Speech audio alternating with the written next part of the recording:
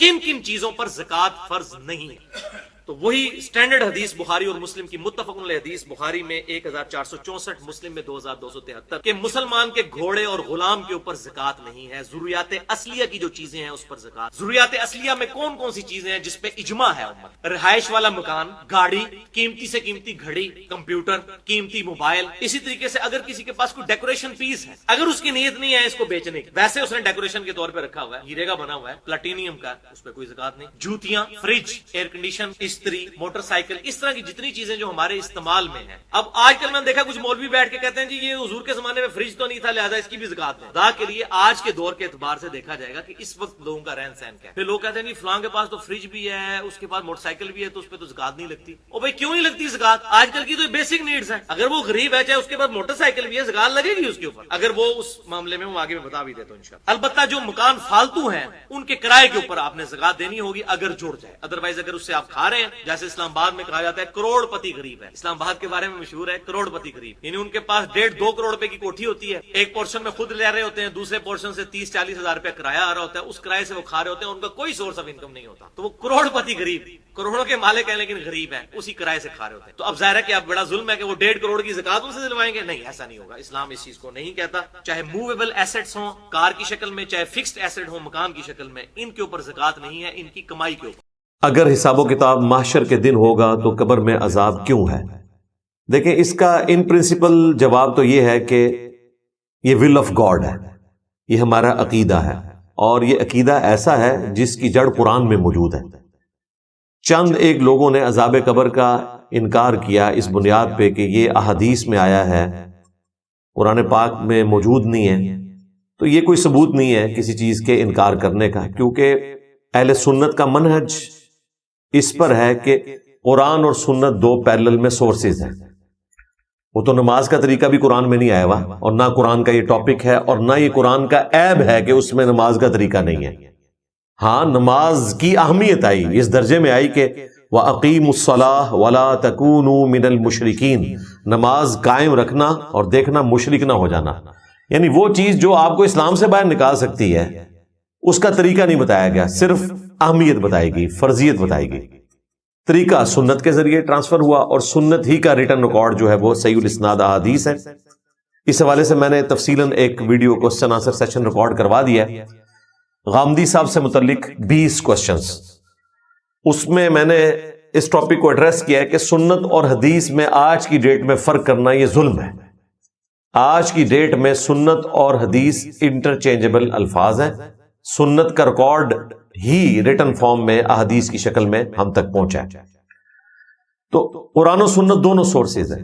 عذاب قبر کے حوالے سے جو لوگ یہ لاجک کھڑی کرتے ہیں کہ جی چونکہ فائنل حساب و کتاب آخرت کے دن ہونا ہے، اس سے پہلے نعوذ باللہ من ذالک اللہ تعالیٰ اگر کسی کو عذاب میں مبتلا کرتے ہیں تو گویا یہ اللہ تعالیٰ کی صفت عدل چیلنج ہو رہی ہے کہ ابھی حساب و کتاب تو ہوا نہیں ہے اور عذاب قبر کا آغاز ہو گیا، ابھی تو آخرت آئے گی، نامہ اعمال تولے جائیں گے، اس کے بعد فیصلہ ہوگا کہ اس شخص نے جہنم میں جانا ہے یا جنت میں جانا ہے، تو عذاب قبر کیوں؟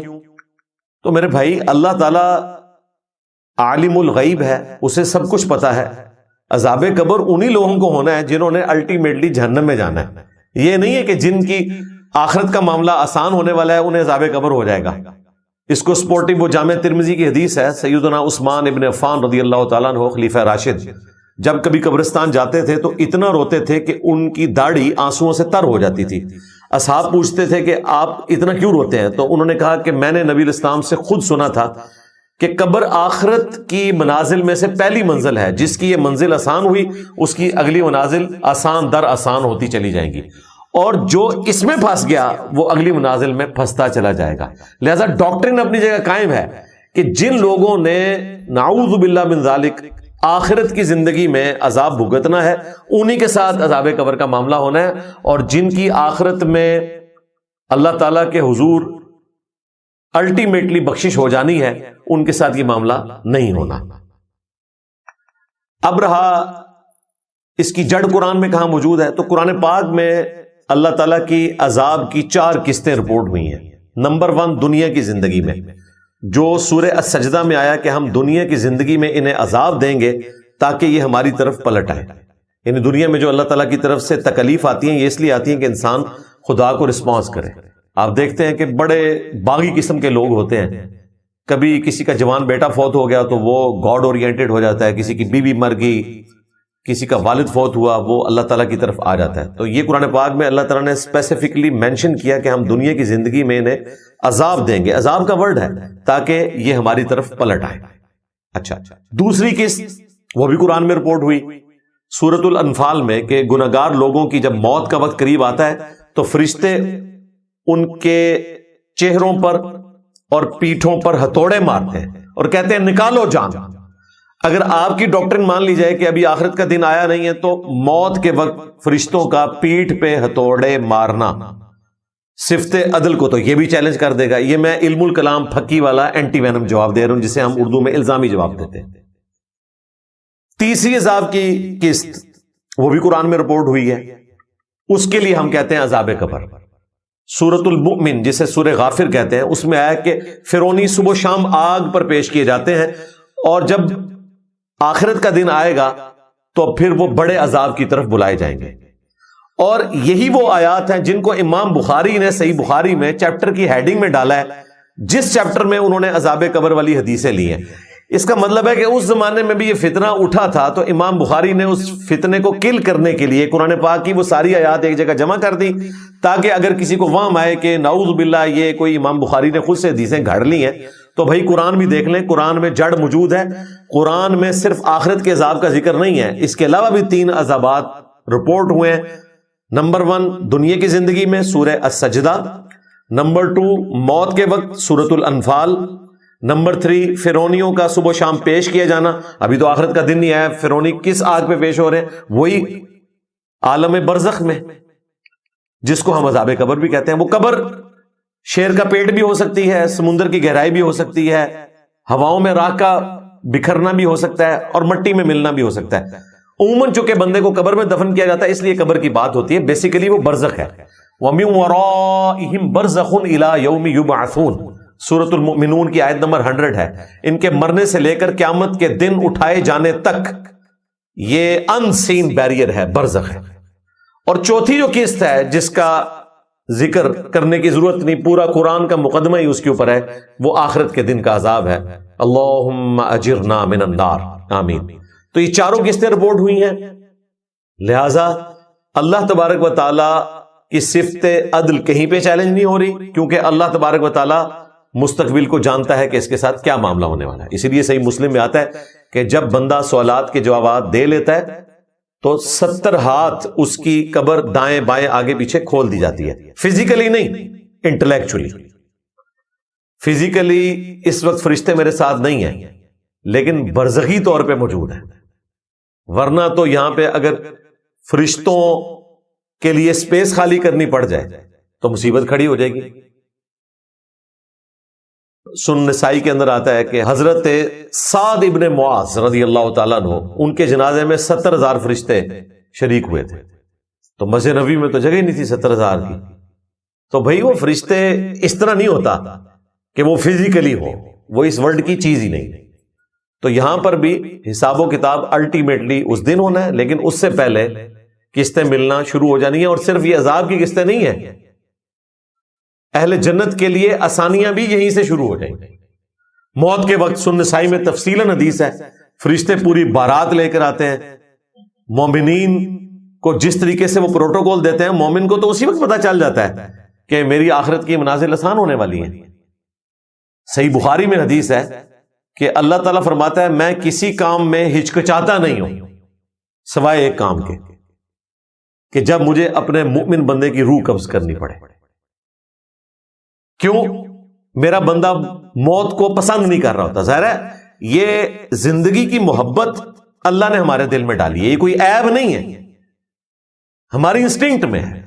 اس لیے آپ دیکھیں ہلکی سی دھماکے کی آواز آئے تو چاہتے نہ چاہتے ہماری آنکھیں بند ہو جائیں گی، فوراً جسم رسپانس کرے گا. یہ اللہ تعالیٰ نے ہمارے جسم کے اندر رکھا ہے. جسم بھوک لگنے پر روٹی مانگتا ہے، اس کے لیے پھر وہ ایفرٹ کرتا ہے. تو یہ زندگی کی محبت اللہ نے ہماری انسٹنکٹ میں ڈالی ہے. تو اللہ تعالیٰ فرماتا ہے کہ میرا بندہ جو ہے وہ موت کو پسند نہیں کر رہا ہوتا اور میں اسے اپنے پاس بلانا چاہتا ہوں. تو صحیح بخاری کے الفاظ ہیں، پھر میں اسے آمادہ کرتا ہوں. اور وہ آمادہ کیسے ہوتا ہے؟ وہ سنن نسائی میں تفصیل حدیث ہے. فرشتے آتے ہیں، ریشمی رومال رکھتے ہیں، اسے جنت کی نعمتیں دکھائی جاتی ہیں، پھر وہ خود ہی کہتا ہے کہ بس مجھے اب لے چلو. تو اس کے لیے آخرت کی منازل وہیں سے آسان ہونا شروع ہو جاتی ہے. اس لیے یہ چند ایک جو مذہبی اسکالرز اپنے آپ کو سمجھتے ہیں کہ ان کے پاس کوئی بہت زیادہ علم آ گیا ہے سلف سے بڑھ کر، اور وہ سطحی علم کی بنیاد کے اوپر اس طرح کی چیزوں کا مذاق بناتے ہیں، ان کی بات کی طرف توجہ نہ دیں، ان سے علمی دلائل ڈیمانڈ کریں. دیکھیں ہم سے ڈیمانڈ کیا جاتا ہے، ہم قرآن سے ثابت کر رہے ہیں کہ چاروں عذاب کی قسطوں کا ذکر موجود ہے. ہم نے کوئی ایسا عقیدہ اڈاپٹ نہیں کیا جو قرآن سے ہٹ کے ہو یا قرآن کے خلاف ہو. اور ہمارا تو اکثر دعویٰ ہے اپنے پلیٹ فارم کے بارے میں کہ میرا کوئی ایک عقیدہ بھی ایسا نہیں ہے کہ جو امت میں کسی نہ کسی فارم میں پہلے موجود نہ ہو. ہمارے استاد غامدی صاحب کے بارے میں آپ کہہ سکتے ہیں کہ چند ایک چیزیں ان کی ایسی ہیں جو تفردات کے اوپر مبنی ہیں. اسی طریقے سے مولانا اسحاق صاحب کے بارے میں چند ایک باتوں کا آپ کہہ سکتے ہیں کہ تفردات ہیں، لیکن اللہ کے فضل سے ہم نے بڑی ذمہ داری کے ساتھ کوئی ایسا عقیدہ اڈاپٹ نہیں کیا جس میں امت میں بڑے لوگوں کا کبھی نہ کبھی کوئی نظریہ نہ رہا ہو.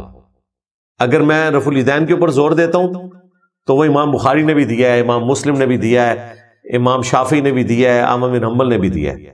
اسی طریقے سے اگر ہم اہل البیت کا مقدمہ پیش کرتے ہیں، امام حاکم نے یہی کیا ہے، امام نسائی بھی اسی وجہ سے شہید ہوئے ہیں، اور امام مسلم کے اوپر بھی شیعت کا الزام اسی وجہ سے لگا کہ وہ اہل بیت کے چاہنے والے تھے. اور سب سے بڑے امام شافعی، ان کو تو شعر کہنا پڑ گیا، ان کان رفضا حب آل محمد فلیشہد الثقلان انی رافضی.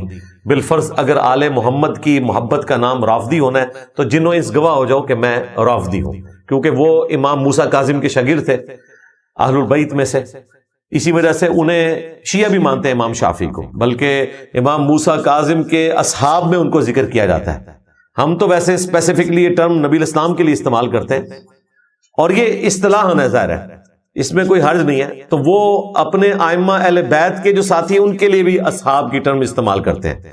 مثلا وہ آپ کو بتائیں گے کہ امام مالک جو ہیں وہ امام جعفر کے اصحاب میں تھے، تو یہ ٹرم وہاں استعمال کرتے ہیں. تو موسیٰ کاظم جو کہ بیٹے تھے امام جعفر کے، ان کے اصحاب میں امام شافعی کو ذکر کیا جاتا ہے.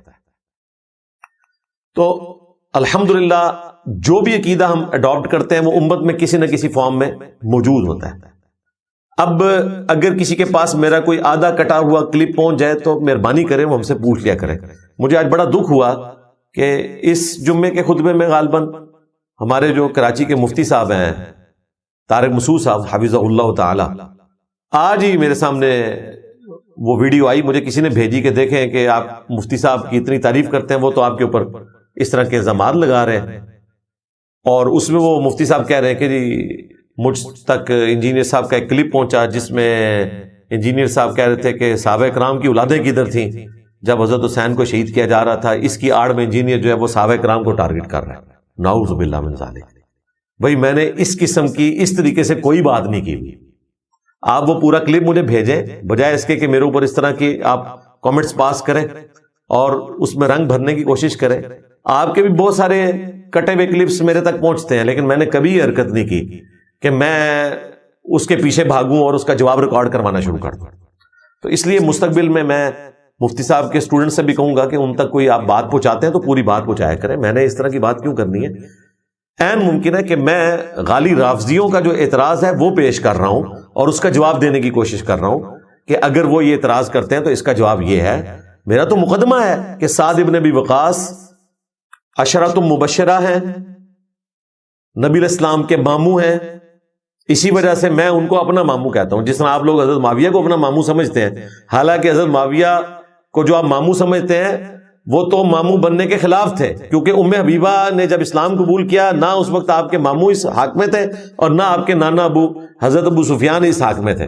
لہٰذا بعد میں مسلمان ہو کے اس عزت کو ویل کرنا یہ ہماری سمجھ سے تو بالا تر ہے. بہرحال پھر بھی ہمارے جو اوریجنل ماموں ہیں، جو ہمارے نبی کے ماموں ہیں، سعد ابن ابی وقاص، جو پرشین امپائر گرانے والے ہیں قادسیہ میں، جو عشرۃ مبشرہ میں شامل ہیں، جو حضرت عمر فاروق کی 6 رکنی کمیٹی کے اندر شامل ہیں، جن کے بارے میں مولا علی کہتے ہیں، بخاری مسلم میں حدیث ہے کہ میں نے سعد ابن ابی وقاص کے بارے میں خود نبی علیہ السلام سے اپنے کانوں سے سنا، آپ نے اپنے ماں باپ کو ان کے لیے جمع کر دیا کہ سعد میرے ماں باپ تجھ پہ قربان احد کے موقع پر کہ تیر چلا۔ ان کا بیٹا جو ہے وہ سرغنہ ہے قاتلین حسین کا، عمر ابن سعد۔ تو میں نے باقاعدہ اس کو کوٹ کیا اور میں نے کہا اس میں سعد ابن ابی وقاص کا کوئی قصور نہیں ہے۔ اگر حضرت نوح علیہ السلام کا بیٹا کافر نکل سکتا ہے تو حضرت نوح سے تو زیادہ مرتبہ نہیں نا حضرت سعد ابن ابی وقاص کا۔ پھر میں نے یہ بھی بتایا کہ صحیح مسلم میں موجود ہے کہ اس کے کرتوت تو حضرت سعد ابن ابی وقاص کو زندگی میں پتہ چل گئے تھے۔ ایک ان کے ساتھی کہتے ہیں کہ میں حضرت سعد کے پاس کھڑا تھا، صحیح مسلم کے الفاظ ہیں، دور سے ایک اونٹ سوار آ رہا تھا، تو حضرت سعد ابن ابی وقاص نے کہا کہ یہ جو اونٹ سوار آ رہا ہے میں اس کے شر سے اللہ کی پناہ میں آتا ہوں۔ تو کہتے ہیں میں حیران ہوا کہ وہ ان کا اپنا بیٹا تھا عمر ابن سعد۔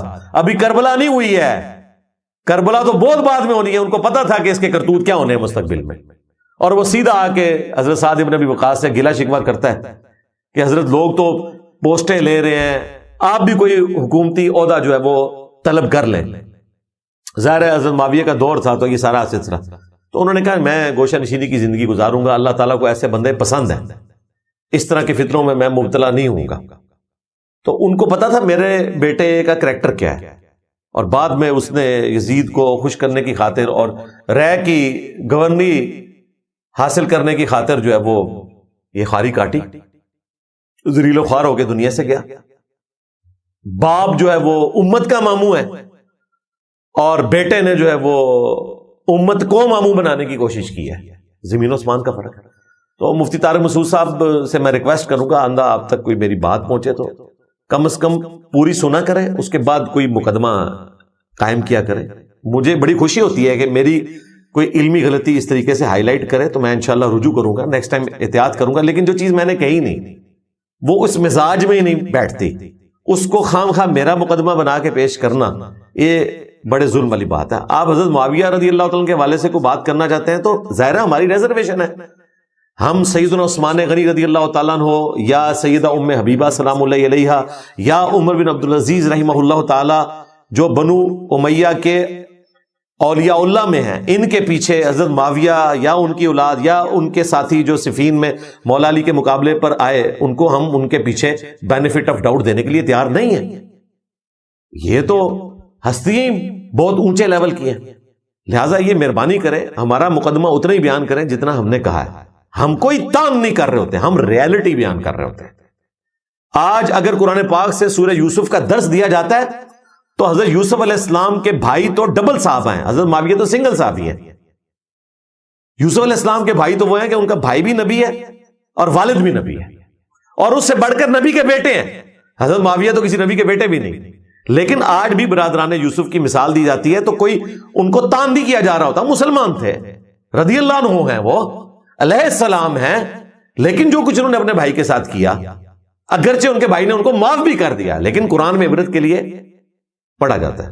حضرت معاویہ کو تو ان کے بھائیوں نے معاف نہیں کیا، یعنی کہ حضرت علی نے قنوت نازلہ پڑھی ہے، مصنف ابن ابی شیبہ میں آتا ہے، اور یہ بھی آتا ہے کہ قیامت والے دن معاملہ میرے اور معاویہ کے درمیان طے پائے گا۔ میں امید کرتا ہوں جن بندوں کو اس نے ورگلایا وہ بھی جنت میں جائیں گے، میرے مخالف صفین والے اور میرے والے بھی۔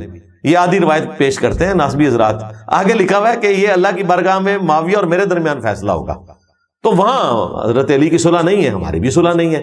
ابو بکر عمر عثمان کے ساتھ حضرت علی کی صلح ہے تو ان کے ساتھ ہماری بھی صلح ہے، لہذا خلفائے راشدین کے پیچھے چھپانا اپنے ماموں کو یہ بڑی سخت زیادتی والی بات ہے۔ جو ہمارا مقدمہ ہے وہ پیش کریں، اگر آپ نے اس حوالے سے کچھ لرن کرا ہماری ویڈیوز دیکھیں، ایک ایک ویڈیو میں ہم نے ایک ایک ریفرنس ڈسپلے کروایا ہے، بلکہ ہمارا جو اسپیشل ٹاپک اس دفعہ ریکارڈ ہوا ہے محرم کا، اس میں بھی میں نے بتایا کہ کتنے ماموں ہیں جنہوں نے آپ کے ماموں سے تکلیفیں کاٹی ہیں، اوریجنل والے ہمارے ماموں عبداللہ ابن عمر، عبد الرحمن بن ابی بکر، محمد بن ابی بکر، ان میں سے تو کچھ شہید ہوئے ہیں ماموں کی وجہ سے، ٹھیک ہے۔ تو اس لیے ہمارا جو مقدمہ ہے وہی پیش کیا جائے، میرا کوئی ارادہ نہیں تھا، ورنہ میں اس کو اسپیشل ٹاپک بنا کے ڈسکس کرتا۔ یہ بائی چانس میرے دماغ میں آج پورے دن سے مجھے یہ دکھ نہیں جا رہا کہ مفتی صاحب نے یہ کام کیوں کیا، بلکہ میں نے اپنے جو اکیڈمی کے فون کے اوپر بھائی ہیں ان کو میں نے ریکویسٹ کی کہ ذرا مفتی صاحب کو یہ پوچھیں کہ ان کو کون سا میرا کلپ ملا ہے، ہمیں بھیجا کریں کلپ، بجائے اس کے کہ میرے بارے میں کوئی رائے قائم کریں اور مجھے آپ یہ سمجھے کہ میں کوئی سنیت کی جڑیں کاٹ رہا ہوں۔ میرا تو دعویٰ ہے کہ سنی ہے ہی میں ہوں، باقی تو ٹنی ہے، سنا کے سنی، ہم تو بکش مسلمان ہیں۔ آپ ہمیں بتائیں، ہم بخاری مسلم سے چیزیں بیان کر رہے ہیں، الحمدللہ یہ اہل سنت کی کتابیں ہیں۔ اور مجھے آج بڑی خوشی ہوئی ہے، ایک کٹر قسم کے بریلوی ناسبی کا کلپ میں نے دیکھا، اس نے کہا کہ یہ جو رافضیت ایسا مرض ہے کہ اس سے امام بخاری اور امام مسلم بھی محفوظ نہیں رہے، تو اس نے مان لیا کہ بخاری مسلم میں رافضیت موجود ہے۔ بیسیکلی اسے یہ نہیں پتا کہ اس میں رافضیت نہیں ہے، تو ناسبی ہے منحوس آدمی۔ ہاں، یہ مسلم میں حدیث ہے، علی سے محبت نہیں رکھے گا مگر مومن، علی سے بغض نہیں رکھے گا مگر منافق۔ یہ حدیث اگر حضرت ابوبکر، عمر یا عثمان کے بارے میں آتی تو ان کو ہضم ہو جاتی، اب چونکہ آئی ہے مولا علی کے بارے میں، ہضم نہیں ہو رہی۔ ٹھیک ہے، اس لیے کہ ہمارے نبی نے ہمیں پہلے ہی بتایا تھا، اے علی تیری وجہ سے دو فرقے جہنم میں جانے ہیں۔ ہاں، ایک تیری محبت میں غلوف کر کے، ایک تیری دشمنی میں۔ محبت میں غلوف کرنے والے کون ہیں؟ جن کو یہ کافر کہہ رہے ہوتے ہیں۔ اور دشمنی میں غلوف کرنے والے کون ہیں؟ یہ خود ہیں۔ اور درمیان میں اہل سنت کے منہج پہ کون ہے؟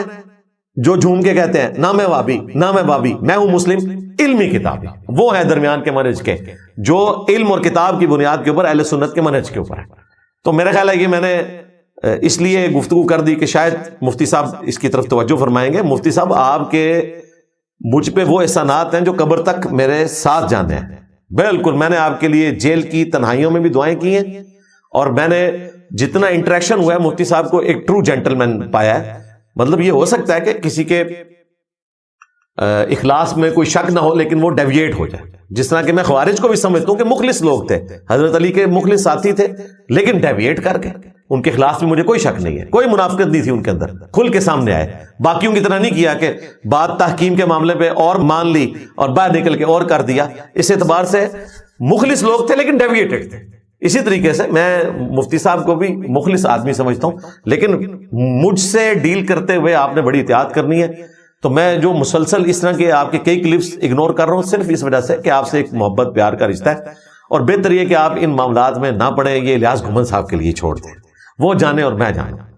اور انشاءاللہ مجھے امید ہے کہ اس کے بعد وہ اس قسم کی کوئی معاملہ نہیں کریں گے انشاءاللہ تعالی۔ دین سیکھنے کے لیے کہاں سے شروع کیا جائے؟ بھائی یہاں سے شروع کیا جائے، ہاں، اور یہیں پہ ختم کیا جائے، اللہ کی کتاب۔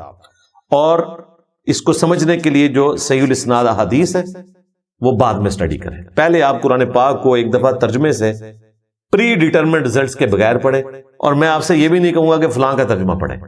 آپ جس مکتب فکر میں پیدا ہوئے نا اسی کا ترجمہ پڑھ لیں، انشاءاللہ تعالی ہدایت مل جائے گی۔ بریلوی ہیں تو احمد بریلوی صاحب کا ترجمہ پڑھیں، دیوبندی ہیں تو اشرف تھانوی صاحب کا ترجمہ بے شک پڑھ لیں، اہل حدیث ہیں تو جونا گڑھی صاحب کا ترجمہ پڑھ لیں، اہل تشیع ہیں سید فرمان علی شاہ کا ترجمہ پڑھ لیں، تاکہ آپ کو یہ وہم نہ آئے کہ میں جس فرقے میں پیدا ہوا تھا وہ تو حق پر تھا اور ترجمہ میں دوسرے کا پڑھ رہا ہوں۔ آپ اپنا پڑھیں، ایاک نعبد و ایاک نستعین، اسی کو آپ نے سمجھ لیا تو 99% مسئلے آپ کے وہیں پہ حل ہو جائیں گے۔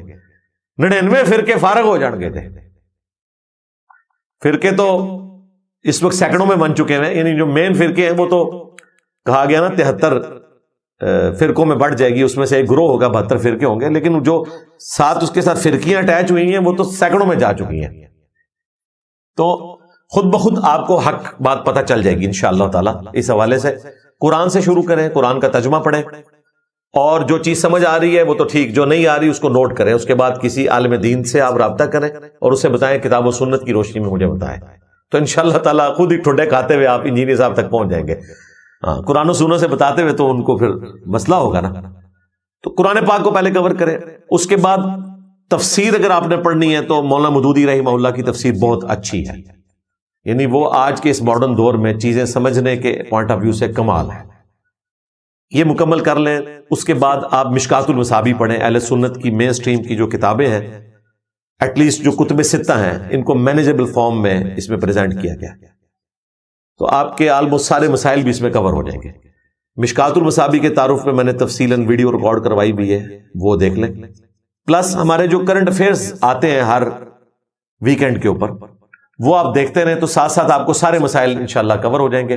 ہماری قرآن کلاسز بھی ریکارڈ ہیں, اس میں نے تمام اختلافی موضوعات بھی کور کیے ہوئے ہیں. آپ سمجھ لیں ساری تفسیریں آپ پڑھ لیں گے, اس کے بعد میری ایک ویڈیو دیکھیں تو آپ کو انشاءاللہ اس سے زیادہ ہی نالج ملے گا, اس حوالے سے کہ آپ کو لگے گا کہ آج کے دور کا انسان آپ سے بات کر رہا ہے, آج کے دور کے پرابلمز. ظاہر ہے حافظ ابن کثیر کو تو نہیں پتا حاضر و ناظر کا, علم غیب کا مسئلہ,